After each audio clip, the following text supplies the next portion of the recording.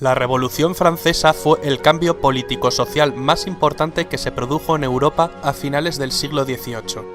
Fue un periodo violento en el que se derrocó el antiguo régimen, para acabar instaurándose un nuevo régimen donde la burguesía, apoyada en ocasiones por las masas populares, se convirtió en la fuerza política dominante. Veamos los detonantes que iniciaron esta revolución. Siglo XVIII. Nos hallamos en Francia. La corriente de pensamiento vigente es el pensamiento ilustrado.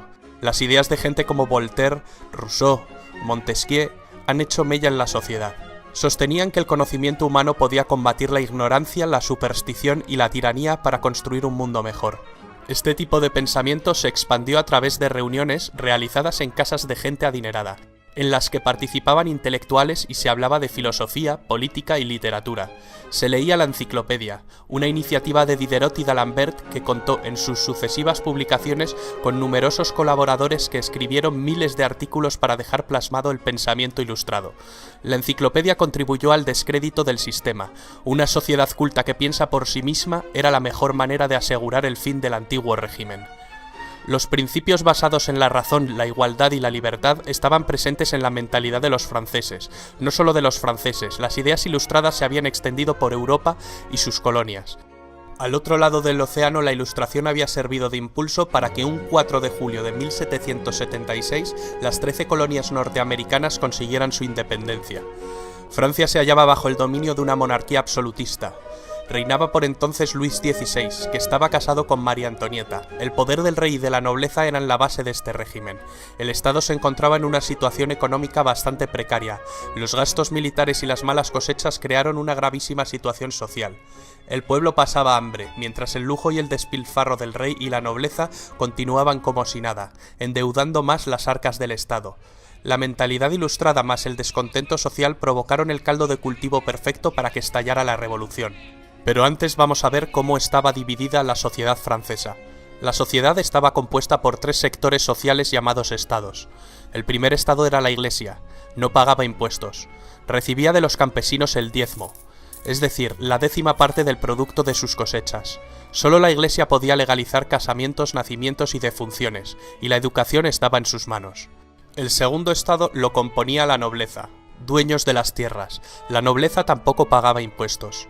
Los campesinos les pagaban un tributo y solo podían venderles sus cosechas a ellos. Era una casta encerrada en sí misma. El primer estado y el segundo estado, es decir, el clero y la nobleza, sumaban un 3% de la población. El tercer estado comprendía el 97% de la población restante, y su composición era muy variada.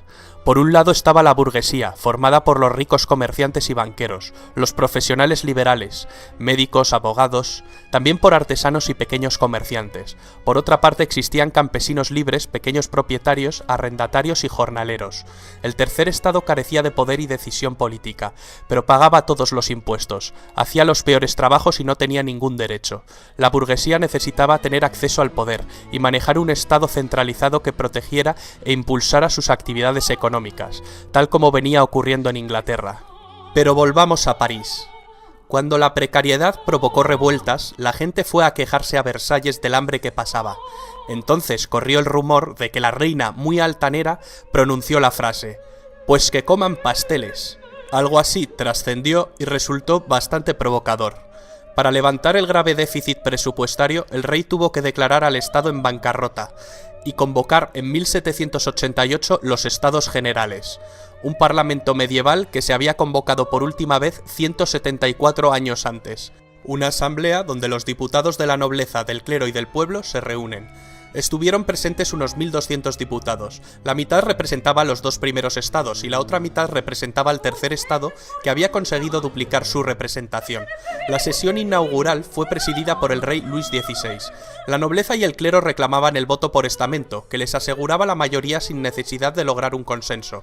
El tercer estado pedía el voto por cabeza, que permitía más igualdad en la votación. Ante la negativa de los 2 primeros estados y el consecuente bloqueo de toda votación, el tercer estado invitó a que diputados sueltos de la nobleza y del clero se unieran a ellos. 2 nobles y 149 miembros del clero lo hicieron. Ante este acto revolucionario, el rey Luis XVI mandó cerrar la sala y prohibió su entrada a los representantes del tercer estado. Los diputados del Tercer Estado entonces deciden constituirse en una nueva asamblea y ser los verdaderos representantes del pueblo de Francia.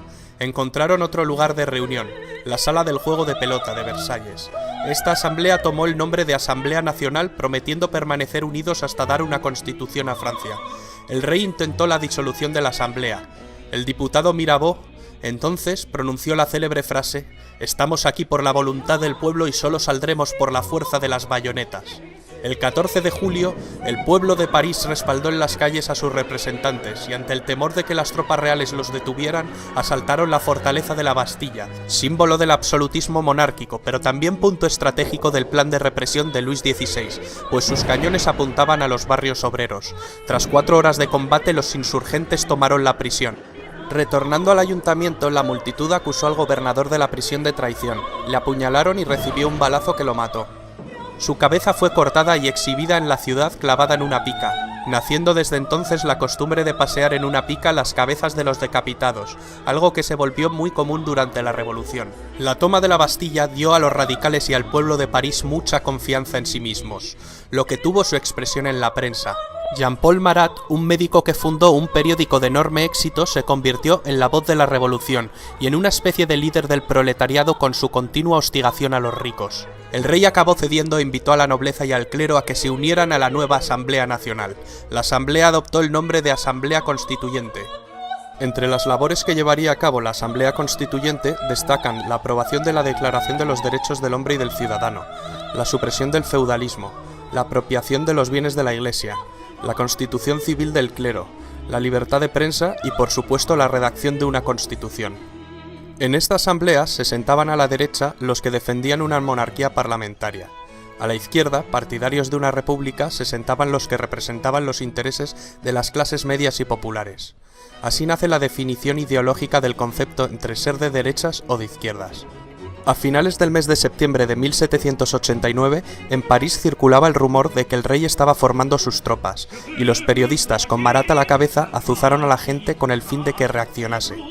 La gente marchó a Versalles, acampó, organizó revueltas a las afueras de Palacio e incluso un grupo de mujeres entró en Palacio y decapitó a miembros de la Guardia Real. Después exigieron al rey que trasladara su residencia de Versalles a París, y así lo hizo. Una gran multitud desfiló a París y el rey tuvo que alojarse en el Palacio de las Tullerías. Era una manera de tenerle más controlado y poder someterlo a la voluntad popular. La Asamblea Constituyente, que trasladó también su cámara a París, consigue aprobar la Constitución en 1791. Francia funcionaría como una monarquía constitucional. La Constitución establece que la soberanía reside en la nación y ya no en el rey. Al rey no le queda otra que aceptar la Constitución. Con su poder enormemente debilitado, el rey empieza a pergeñar un plan para recuperar su poder. Sabe que solo puede hacer esto con la ayuda de un ejército extranjero. Su plan es escapar de las Tullerías para alcanzar la frontera más cercana. El rey y la reina se disfrazan de criados y escapan durante la noche. Cuando están a punto de alcanzar la frontera con Austria, su plan fracasa. Les descubren y les apresan. En este momento, el doctor Guillotin había propuesto un sofisticado método de decapitación que presenta a la asamblea. El periodista Marat, entusiasmado con este artefacto, apoda al aparato guillotina. Acabará teniendo un papel muy importante. Con los reyes presos y por miedo a un ataque inminente, la asamblea se anticipa y declara la guerra a Austria, el país de la familia de María Antonieta. Pronto Prusia se une a Austria. El 10 de agosto de 1792, las masas asaltaron el Palacio de las Tullerías y la Asamblea Legislativa suspendió las funciones constitucionales al rey. La Asamblea acabó convocando elecciones con el objetivo de configurar por sufragio universal un nuevo parlamento que recibiría el nombre de Convención Nacional. Aumentaba la tensión política y social en Francia, que además se encontraba en guerra e iba cediendo territorios ante sus enemigos.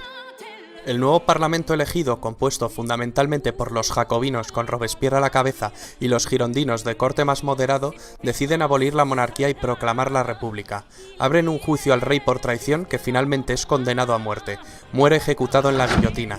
La reina María Antonieta acabaría corriendo la misma suerte y sería ejecutada más adelante. La revolución se había radicalizado. Durante este periodo se produjo el ajuste de cuentas entre los jacobinos radicales y los girondinos moderados. El sanguinario Marat arremete en su periódico contra los moderados y publica listas de supuestos traidores a la revolución. Esto acabaría con Marat asesinado, mientras se daba un baño en su casa. La consecuencia: Marat se convirtió en un mártir, en una leyenda de los radicales. La Convención Nacional redactó una nueva constitución. Creó también un nuevo calendario, según el cual el año 1792 se convertiría en el año 1 de su nueva era. Cambiaron los nombres de los meses: floreal, brumario, germinal. Se quitó la semana con el fin de suprimir las connotaciones religiosas del domingo y cada mes se dividiría en 3 periodos de 10 días. Los grandes oradores Robespierre y Danton son las figuras revolucionarias que cobraron más protagonismo en este momento. El poder legislativo de la nueva república estuvo a cargo de la Convención, mientras que el poder ejecutivo recayó sobre un órgano de nueva creación, el Comité de Salvación Pública, con el fin de salvaguardar la república. Este órgano cayó bajo el mando del jacobino Robespierre. Los jacobinos desataron lo que se denominó el Reinado del Terror, entre 1793 y 1794, una especie de dictadura jacobina. El experimento republicano francés acabó evolucionando en un régimen terrorista. Entre 10.000 y 40.000 personas fueron guillotinadas ante acusaciones de actividades contrarrevolucionarias. Los inclementes responsables del terror sirvieron mal a los ideales que decían defender. Sacerdotes y miembros de la nobleza fueron guillotinados. Mientras tanto, en la guerra en la frontera, un joven general está comenzando a ganar algunas batallas para la República Francesa. Se llama Napoleón Bonaparte, pero en el interior una rebelión que llegó a convertirse en una verdadera guerra civil enfrentó a los partidarios de la Revolución Francesa y a los contrarrevolucionarios. Se denominó la Guerra de la Vendée. La locura colectiva hizo que los propios líderes revolucionarios corrieran la misma suerte al ser acusados y condenados por celos de sus rivales o por aspirar a una dictadura personal. Robespierre propone más terror como un camino hacia la virtud. Danton, sin embargo, cree que es el momento de acabar con el terror. Consecuencia: guillotinan a Danton. Aumenta el número de ejecuciones. Lo que se conoce como el Gran Terror. La locura de Robespierre solo podía acabar de una manera, con su cabeza cortada en la guillotina. Con la caída de Robespierre acabó el terror, pero no la revolución. Finalmente, en un intento de moderación, en 1795 se promulgó la nueva Constitución del año 3, que había elaborado y aprobado la Convención durante los meses anteriores. Se trataba de una constitución muy diferente a la de 1793, y en esencia volvía a los principios de la Constitución monárquica de 1791. Las dos novedades principales que presentaba era que el poder legislativo estaba compuesto por 2 cámaras, siguiendo el modelo británico, y que el ejecutivo estaba integrado por 5 personas, que formarían el directorio, el nombre con el que acabaría conociéndose al nuevo régimen republicano. El directorio es una fase entre 1795 y 1799 de carácter más moderado. Este periodo está caracterizado por la disensión entre los directores y una grave crisis económica. Napoleón Bonaparte, retornado de su campaña en Egipto, encontró la motivación para dar en 1799 un golpe de estado, el del 18 de Brumario. Se hizo proclamar primer cónsul de la República. Comienza la fase política del consulado. En esta etapa consiguió restablecer el orden interno con gran apoyo del pueblo francés. La economía volvería a crecer. En 1804 vuelve a dar otro golpe de timón mediante un plebiscito y Napoleón se proclama emperador. Para muchos historiadores aquí acabó la revolución, pero el grito de la revolución aún pervive hoy en día en todas partes. Libertad, igualdad y fraternidad. Estas palabras cambiaron la historia de Occidente para siempre.